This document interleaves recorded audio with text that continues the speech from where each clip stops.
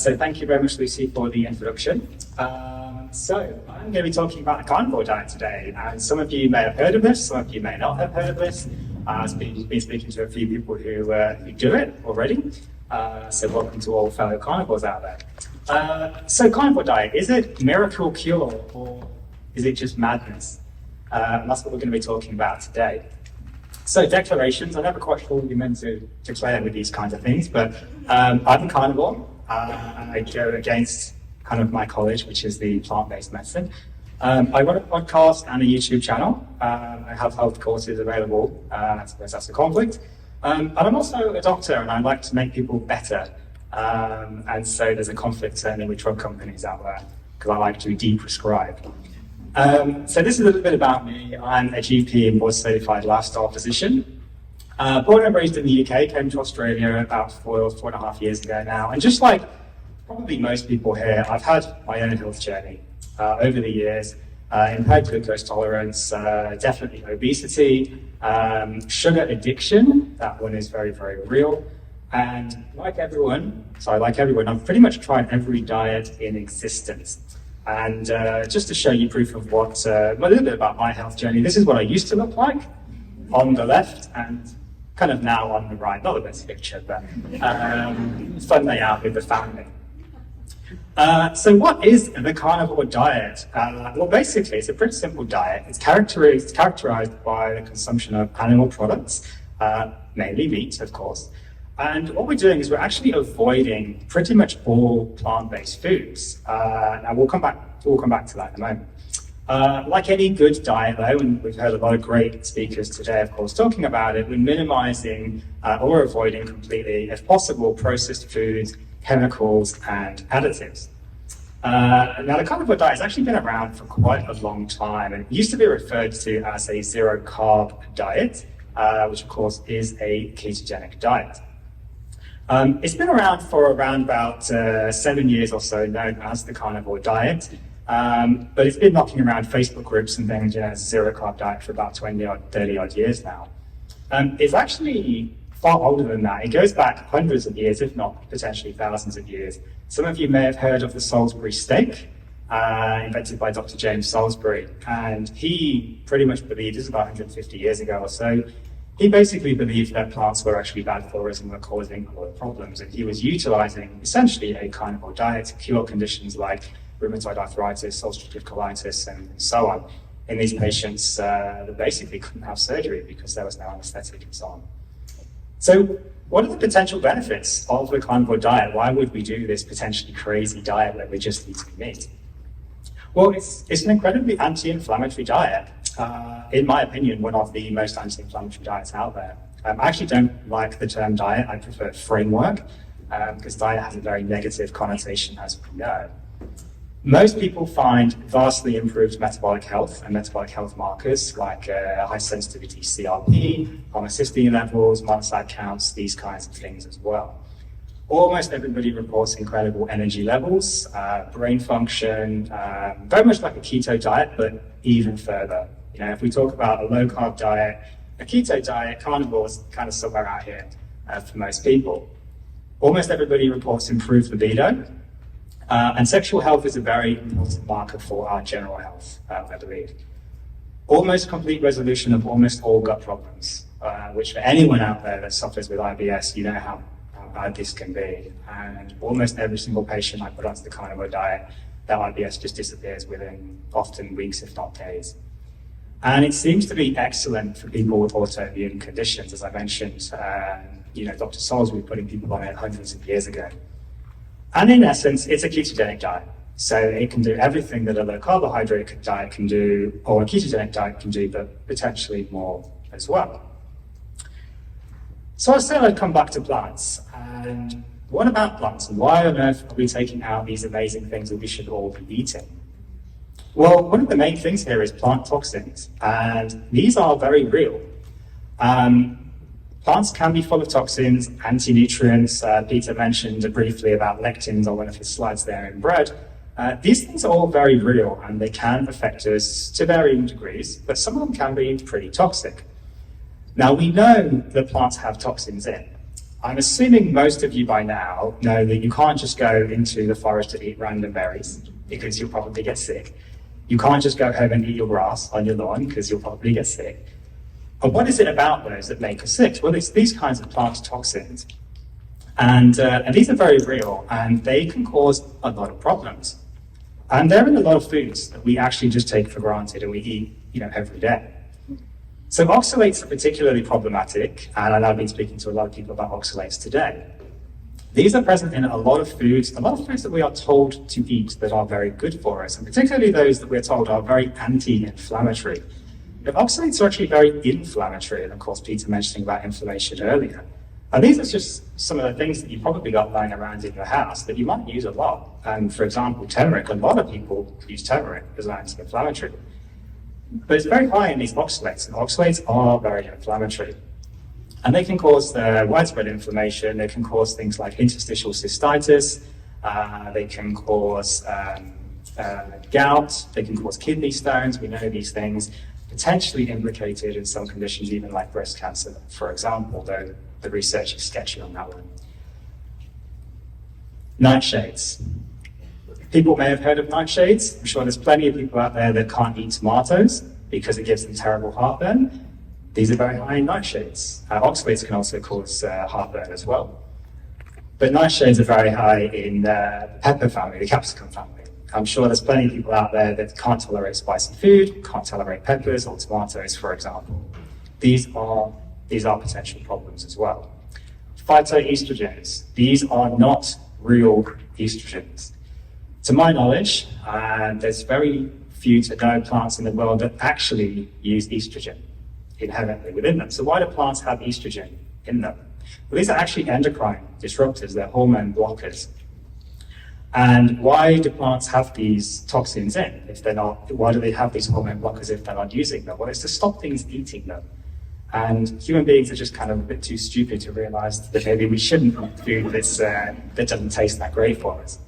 Phytoestrogens, some people do find benefit from them. I'm sure there's people out there who may be postmenopausal women, for example, that do eat soy products and it can help them, and to be fair, some do. But they also can be quite harmful, and they can cause things like PCOS and other metabolic disorders as well. And these are just some of the products that are pretty high in phytoestrogens. Again, things that we eat mostly every day. Lectins are a big problem, and as Peter mentioned those in his lecture as well. And again, it's typically the things that we are told to eat. So beans, legumes, grains and wheat, nightshade vegetables, like the tomatoes, the capsicums, carrots, etc. Seeds and nuts, as we mentioned again. Interestingly, cow's milk products can be quite high in lectins as well. So that is a downside potentially of the carnivore diet. And phytates, again, these are very inflammatory and potentially anti-nutrients as well. The term anti-nutrients refers to things which are basically blocking the absorption of nutrients within the body. Again, things that we are typically told to eat actually can be very high in these phytates, which are potentially inflammatory to us as well. So what are some of the potential issues around a carnivore diet? Well, I'm sure this is a question people are probably wondering about. What about fibre? We're all meant to eat lots of fibre, aren't we? Well, it looks delicious, doesn't it? Doesn't that just make you want to eat Weet-Bix? Is fibre required for proper bowel function? Well, I haven't eaten any fibre in almost 8 months.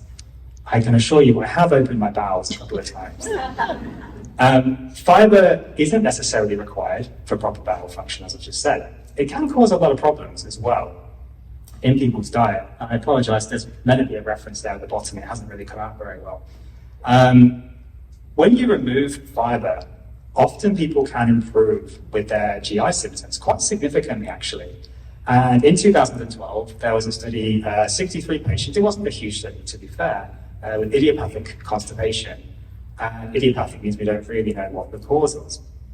And basically their findings showed very clearly that more fibre equals more constipation. It just made it worse. It didn't improve things at all. And actually the treatment was to stop the fibre completely, and that actually resolved the constipation. If anyone wants to know the reference, I can show them later. It just didn't come out, unfortunately. So these are some of the other issues around potentially around the carnivore diet that people would criticize. So a lack of fiber, we spoke about already. Limited nutrition.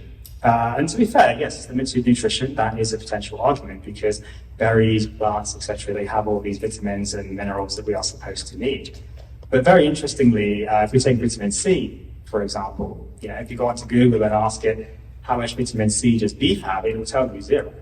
If you actually go onto the USDA website, it will tell you it has little, very, very little, 0.00015 milligrams per 100 grams, or something along those lines. Interestingly, there's only ever been 2 documented cases, to my knowledge anyway, of scurvy on the carnivore diet in the world. And this was actually the same patient twice. The details are very limited, and I think he was in South America. He was effectively some sort of hermit living in a cave, eating God knows what. And when they asked him what he ate, he basically said meat. And that was the extent of his dietary kind of knowledge of what he actually ate. And for whatever reason, he got it twice. But that's pretty much the only documented case of scurvy in the world. Other vitamin and mineral deficiencies, again, theoretically, yes, they can happen. But very interestingly, whilst the science would say these can happen, the reality is they just don't seem to. So there's obviously just that little bit of a disconnect there. Red meat, again, red meat is potentially an issue, but we'll come back to that one. Processed meats, boredom, being restrictive diets, etc. We'll come back to these things. So limited nutrition. Now, please excuse my YouTube thumbnails. So basically, I did a diet. I did an experiment. I just ate ribeye steak only for 30 days. I just wanted to see what would happen if I did it. A bit crazy, I know. But interestingly, my iron, my folate, and my zinc all went up, and I didn't get scurvy. Very interesting, again, with vitamin C. Once you take out the carbohydrates from the diet, your vitamin C requirement potentially goes down dramatically because it's no longer being competed with the GLUT4 transporter for collagen production. And again, to talk a little bit about fiber, I'm going to give an analogy here. Wheat Bix versus butter. And in this analogy, Wheat Bix is the fiber and butter is the fat in our diet. So when you eat, if you leave a bowl of half-eaten Wheat Bix out on the counter, what happens to that bowl of Wheat Bix when you come back at the end of the day? It's gone rock hard because the air is simulating what the colon is doing. The primary job of the colon is to draw water out of the stool to reabsorb that water, and it has a few other functions to be fair. So the air is simulating what the colon is doing, and the longer you leave that bowl of Wheat Bix, which is the fiber in this analogy, the harder it gets, to the point where you can't even scrape it off the bowl anymore, and you have to soak it for days to get it off. Now, if you just come home and you go, this bowl of Wheat Bix is raw hard, I'm going to put more Wheat Bix on top. What happens? Nothing. Nothing happens. It's just now more Wheat Bix on top of dry Wheat Bix. Nothing happens. Now, if you eat enough Wheat Bix before it gets hard, if you keep filling this bowl so it doesn't have a chance to actually get hard, it overflows outside. So with fiber, if you keep eating enough, eventually what will happen is it will kind of just push it through your bowel.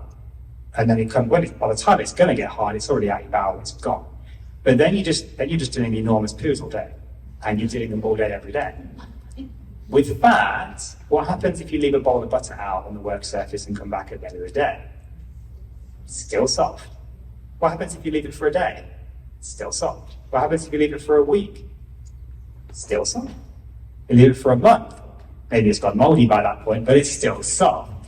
And that's what fat is doing in our guts, in our bowels. It's actually keeping the stools nice and soft. It doesn't matter how much water you draw off them, it's still going to stay soft.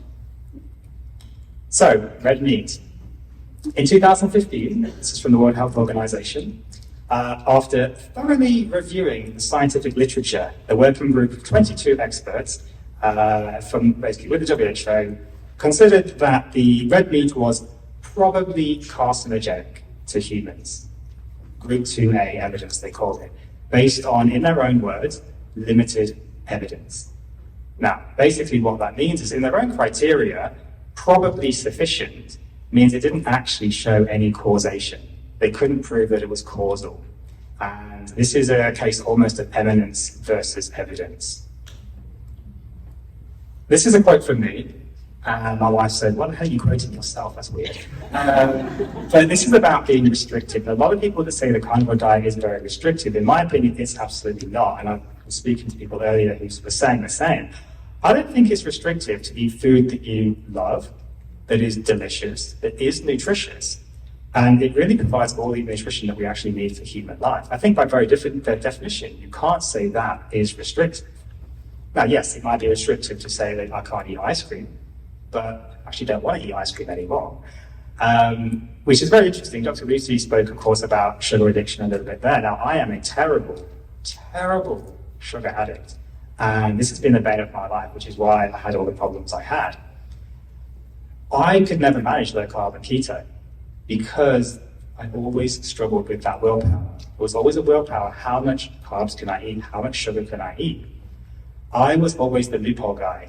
You know, it was, okay, well, keto, I can do 20 grams of carbs. Or I don't need to be in ketosis all the time, do I? I can be in ketosis today and then not tomorrow, it's fine. And I can eat 55 grams today if I eat 45 grams tomorrow. I was always a loophole guy. I always struggled with that. With carnivore, it hasn't been a struggle at all. My sugar addiction is basically gone. It's very fascinating. A lot of people I was talking to earlier say exactly the same thing. It's just like a switch has flipped in my head. It's there. And now I just don't want sugar. The addiction's still there. Like if someone gave me a Tim Tam, I'll eat the whole box. But I can walk past the Tim Tams and just not care, which is absolutely freeing. And I say, again, people said the same, food freedom, which is amazing. What about gout? Surely red meat causes gout, we all know this. Well, does it? What actually causes gout? Well, urate and oxalate. We mentioned those earlier. And what causes urate to go up? Purines and fructose. If I'm pronouncing that correctly. We've had a lot about fructose today and its dangers, but how many of you knew that fructose could cause gout? Maybe not that many, a few people, a few hands going up. So I won't bore you with the details of the pathway, but essentially fructose can end up as uric acid, which of course can trigger gout. And for any healthcare professionals out there that have patients with gout that absolutely swear blindly, they don't eat red meat, they don't drink alcohol, they don't eat seafood, but they still get gout, ask them about their fruit consumption or table sugar, soda. These things can trigger gout. Let's talk a bit about purines as well, because of course everybody says that red meat will cause gout, but does it? So if we look at the purine level per 100 gram, beef is actually lower than chicken, which is not red meat. Now lamb is high, to be fair, yes, but beef is lower. But then look at lentils. Lentils are higher than beef. So they're more likely to cause gout than beef is. Plus, they're going to be chock full of oxalates as well. So what are we actually eating on a carnivore diet? Now, this is where the definition can get a little bit loose. The carnivore diet, the carnivore community can be a little bit militant sometimes, and like any kind of diet kind of community, you have to do what they say, or you're an outsider. But in my opinion, we're pretty much just eating meat and whatever meat we want for the most part, whatever works for you. Some of the criticisms or questions I get is, isn't it expensive to just eat meat? And we know, yes, the headline price of meat is quite expensive nowadays. But there's ways you can make it cheaper. You can buy things on special. You can buy cheaper cuts of meat, like minced beef. Minced beef cuts, so versatile. Chuck roast, typically like $20 a kilo, maybe cheaper in the supermarket. I buy a lot of my meat from the supermarket. I was asked earlier, where do I buy from? Do I go to specialty butchers and so on? No, I don't. I go to Costco and I go to Woolworths and I buy it on 10% off. Like, that's what I'm buying. I'm not buying grass-fed everything organic, raised by unicorns and whatever. No, I'm not buying that kind of stuff. I'm just buying the same as everybody else. And it works perfectly fine. It really is, in essence, eat what you like, as long as it's animal-based. And in terms of kind of like fat, protein, etc., obviously we're pretty much going zero carb here, so we can kill that 0%. But in terms of calories, I hate counting calories. I've done it all my life. It's absolutely horrible. I don't count calories anymore. We're prioritizing fat, like any ketogenic diet. We're typically aiming for around maybe 70 to 80% of calories from fat. And that sounds like a lot. But to give you an idea, a ribeye steak or a chuck roast is about 75% of calories from fat just by itself. The overall thing here with a carnivore diet is eat to your taste and eat to your budget. you don't need to go crazy. Like I said, buying grass-fed Wagyu steaks at $150 a kilo. No, $10 a kilo mince from the supermarket is perfectly fine. As a rough guide, I do give some of my patients a little bit of an outline. Please feel free to take photos if you want, by the way. And this is just, hopefully it looks all right on the screen. It's just a brief outline of the kind of thing that you might want to be eating on a carnivore diet. Obviously, you don't need to follow this, and I tell my patients to eat intuitively. Eat when you're hungry, don't eat when you're not, and pretty much just eat what you want as long as it's animal-based. But this is just, there's some variation. Typically, like bacon and eggs for breakfast, maybe just like a roast silver side or something, slice it up, take it into work for lunch, and then a steak or, roast dinner, whatever, for dinner. If anybody is interested, I do have a guide on starting a carnivore diet. Feel free to come and talk to me afterwards in the break if you're interested in that. There is a discount code, LCRS50, if you want a 50% off until the end of May. So Low Carb Road Show 50, LCRS50. So how can you learn more about the carnivore diet if you are interested? Well, sadly, there's no textbooks available. It's not something that we learn in medical school. So it's about getting out there, actually doing your own research, listening to podcasts like myself, the Me Medic podcast, there's other people out there. Get onto YouTube, speak to carnivore doctors. Otherwise, jump in and see the benefits. I've spoken to a number of people today that have said, they just jumped into it because for whatever health reason, or they were going for a colonoscopy, whatever, they needed a low residue diet. They just decided to go carnivore for a week, felt amazing, and so they just carried it on. If it doesn't work for you, then that's fine. You just stop doing it. And hopefully we've got time. I'm not sure how I'm doing for time, but I wanted to just present a really quick case study as well, actually. Now, this, unfortunately, is not a carnivore case study, but it's a low-carb case study. Just for anyone who is maybe thinking about going low-carb and is maybe on the fence a little bit. So this was Mr. David, 50-year-old gentleman. And he saw me, known to me previously, but he saw me back in September last year with an HbA1c of 20.7. So a new diagnosis of type 2 diabetes. Fasting glucose was 18.1. By the 5th of December the same year, that's not a typo, his HbA1c was 5.6. And his fasting glucose down to 5.3. And the only thing that I did was give him a little bit of education, steer him in the right direction. He did all the work himself. And I put him on metformin. And he actually never came back to increase the dose. And I contacted him actually and I said, why aren't you coming back? He said, because I'm just doing it. And I don't need to increase the dose. I'll see you in 3 months. And so he's actually considering a carnivore diet now. We're speaking to him today, and he's pretty much almost there, actually. And his starting weight was 148 kilograms, and he's now under 100 kilograms. And this is what he used to look like, and what he looks like now. And David is actually here today in the audience. David, do you want to stand up and give a wave?